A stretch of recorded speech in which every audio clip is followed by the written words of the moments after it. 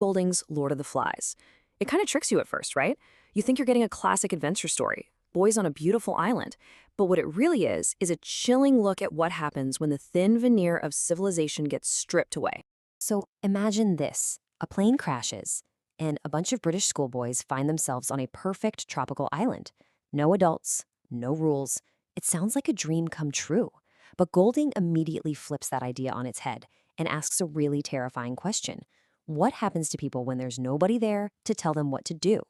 Now, to really get what Golding was up to, you have to know about this other book he was arguing with. See, 100 years earlier, there was this popular adventure novel called The Coral Island. In that story, the British boys are heroes who easily conquer the island and fight off pirates. Golding basically took that exact premise and said, nope, you've got it all wrong. He argued that the real danger isn't some monster out there, it's the monster we carry inside us. Okay, so how does he build this chilling argument? Well, he does it with his characters.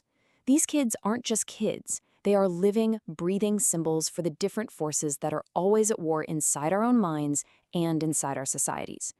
This is where it gets really brilliant. Golding basically maps out a whole psychological and political system using just 4 boys. You've got Ralph, who's elected leader. He's all about democracy, rules, and keeping the signal fire going. He's the rational part of us, the ego.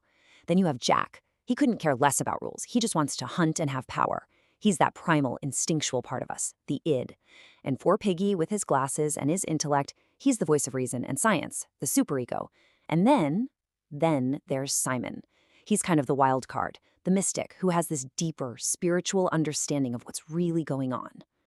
And it's not just the boys who go through a transformation. The island itself, the setting for all of this, isn't just a pretty backdrop.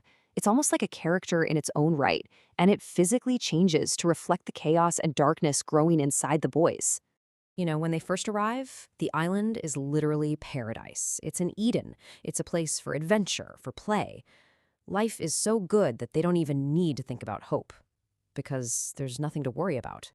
But then, fear starts to creep in. And as it does, the island itself starts to feel different. It becomes menacing. The jungle isn't just trees anymore, it's full of shadows.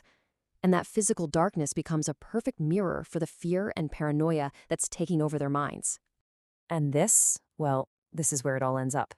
By the end of the book, in their mad hunt for Ralph, the boys set their own paradise on fire. The island becomes a literal inferno, a burning hell,